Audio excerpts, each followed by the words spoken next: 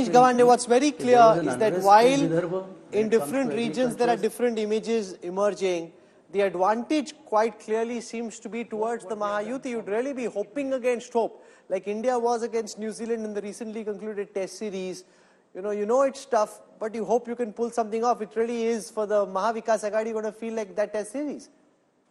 Exit polls are injurious to health, so I partake in them sparingly and with immense caution. I think the ones that you've shown here at least give us an edge in Western Maharashtra and Marathwada, whereas those that were shown yesterday seem to have us trailing so badly that you'd try to forget that we even ran an election campaign in the state. I'll answer that very simply, right? I think in two ways. One is that the voter increase and the voter turnout increase that we've seen across the state has been incredibly uneven. I was just going through the numbers of which seats have seen what percentage increase in voter turnout, or in some cases, almost 50 seats have seen a decrease in voter turnout, at least until now. And you'll see that that picture looks very different across Maharashtra. And I think what that points to, quite critically, and I've said this earlier as well, is that you're not seeing an overall narrative working across the state. So it's not like Ladki Bahin has worked across the state and suddenly more women are coming out and voting, or you've not seen a particular sort of impetus to vote coming in particular regions. Now, what that means is that this is an incredibly hyper-local election.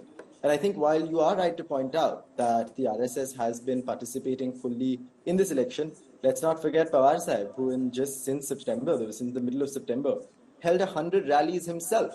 And then Jayant Patilji was off in another direction with the Janasangarsh, with the Shiva Swarajya Yatra. There were other leaders across the state going in different directions. So I think at the local level, this has been an incredibly well-fought election.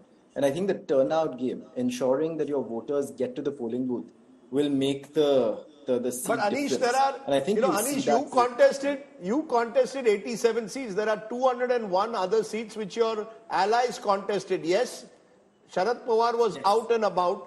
But whenever you heard from the Uddhav Bahasaheb Thackeray Sena, for a long time it was, please announce chief minister. For 1 month you all spent, we want a chief ministerial face. When you should have been out there among the people. The Congress party also was seemingly waiting for directions from their high command. So you all wasted the months of September and October. Then Haryana happened. There was a demoralization in the Congress party. So surely if these numbers hold, if the Mahayuti wins after having lost so badly in the Lok Sabha, will there be any introspection, or will you again say, no, I hope you don't blame EVMs, for example? No, we've never believed in blaming EVMs, and we've never believed in not taking lessons from an electoral loss. But I'm sure that come 23rd November, we'll be celebrating the same way that we did on the 4th of June. Because I think the local area campaign is what mattered. I agree with you. Has there been a significant delay? Was there a significant delay in hitting the ground on behalf of the alliance? Of course. But coalition politics makes for great television and for great bickering as well. And I think this was on both sides. But the bickering played out on national television, Anish, and Sachin Ahir, in retrospect, if you look at these numbers on Vidarbha, rather myopic on your part to haggle for those 15 seats in East Vidarbha? Possibly given it to Nana Patole, the Congress had a better chance there? I think the individual seat sharing is definitely a matter of concern, I think, on both sides. I think there's definitely been concerns around why some seats were given where. But the reality is that our vote transfer has historically been better than the Mahayuti. So even though the seat might not have gone to, say, the alliance partner who was most poised to win, the reality is that vote transfer has happened fairly seamlessly in the Lok Sabha. And I see no reason as to why it won't happen again in the Vidhan Sabha. No, but do you think that the vote, the women voters have become very key? Because, most of the time we have seen that it's not necessary that women voters will vote on the political issues. And we have seen it in many other states as well. So that's the X factor in Maharashtra, and that's why we are seeing, results like this, or the exit polls like this, or at least the predictions like this. I'd love a gender breakdown of the exit poll results as well before we get the EC turnout results on that exit poll. But as far as I can see, there was a significant uptick in women sort of being incredibly enthusiastic about the scheme. The first thing you would have noticed across the board in all regions would be an increase in voter turnouts. You've not seen that. Some regions and some constituencies have seen a 10 to 12% voter turnout increase. Some have only seen a 1 to 2% voter turnout increase. Some have seen a sort of drop in those voter turnout percentages. So you're not seeing anything, at least until now, And of course, if the women who were already voting in the Lok Sabha elections have changed their minds dramatically in the Vidhan Sabha elections, which is entirely possible because I can't deny the success of this scheme, then there isn't enough evidence right now to prove that women as a whole have come out and voted in larger numbers. Whether they've Have the changed their women votes, I don't think male so. data with me, so let me give our viewers a sense of how Sea Voter says the data plays out. What's very interesting is that amongst male voters, the India Alliance has a 3% advantage. Amongst male, listen to this carefully. Amongst male voters, India Alliance is at 43, NDA is at 40. Among women voters, however, NDA is at 42 and the India bloc is at 36.4. Look at that on your screen right now. This is one of the most significant aspects of this poll. You know, some of the seat conversions can potentially be wrong, but the sample is robust enough to pick preferences. Amongst male voters, you've got the Mahayuti just slightly ahead over the MBA. Amongst female voters, the lead is much more. So amongst female voters, the lead is much more, and that is how the data looks for Maharashtra. So very substantial lead there, Rajdeep, for the Mahayuti amongst women voters. 49.1% of women voters said they voted NDA.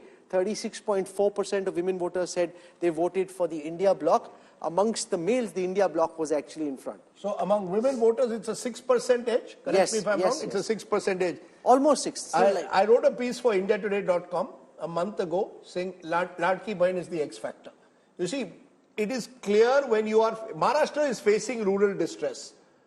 When you face rural distress, the average a family gets is less than 20,000 a month. That's what a family is getting. So they were all within Ladki Bahin. Interestingly, in Ladki Bahin, you could have 2 members within the family, not just 1. 3 also. I met a family, Rajdeep, where there were 3 women, and all 3 of them in the same family, which got, you know, when he clubbed it together and he gave both the payouts together, and they actually got together and started a small business. So you see, with that small money. There's somebody else, of course, who said, a lady who said, we've gone for a pizza party in Thane. But either way, the fact is that when I am earning 20,000 rupees a month and I suddenly have got 7,500 extra, including a Diwali bonus, it makes a huge difference.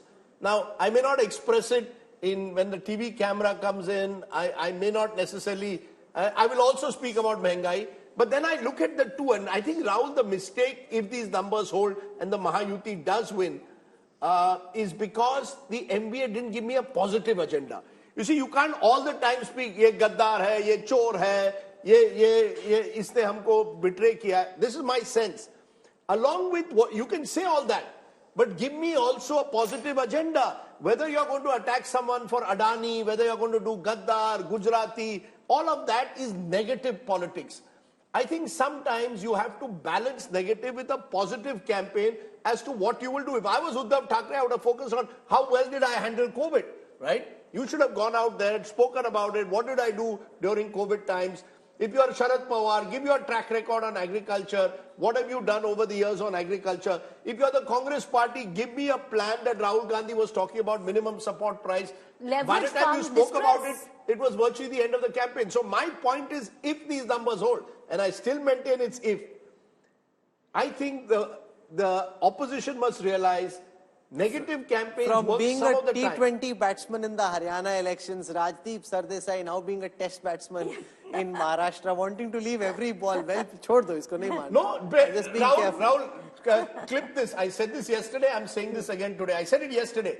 Either it's a huge sweep for the Mahayuti, or a seat-by-seat contest which could go down to the wire. I don't see Mahavikas Aghadi, I have maintained this, crossing 144 on their own. They would need independents and smaller parties. I see scenarios where Mahayuti could go 175, 180 plus, because these numbers show me one state, Rahul, in the last 10 years. Let's do that. One state in the last 10 years where the party which has got more women votes has lost. I can't think of a single state where the party which has got more women votes has lost. Parties which have got male votes more have lost. So at this rate, Rahul, BJP, Modi and Bhagwatji will have to settle down for a women president of BJP. Because the way women voters are getting importance. No, you'll have to do lots more. No, 6% vote share. But Sheila, always the kingmaker, never quite the king. Look at the representation in each of these political parties on tickets given to women candidates. Absolutely, there is zero representation. No, As a vote bank, you want to leverage Maharashtra them. never had a woman chief minister. Preeti should be sitting in my chair soon instead of me. But go ahead. 6% lead amongst women mean 3% vote share lead. So despite a 3% lead of MVA amongst males, net there is a 1.5% lead because of this gender gap, this gender voting more for Mahayuti versus the That's MVA. right. So that's the edge. That is the edge. I mean, if these numbers hold, and this is, I think, the one consistent theme across all polls, women have polled more for the Mahayuti than the MVA. I would say, unless something happens very, very drastically differently on polling day, huge advantage to the Mahayuti, and a lesson perhaps to all politicians.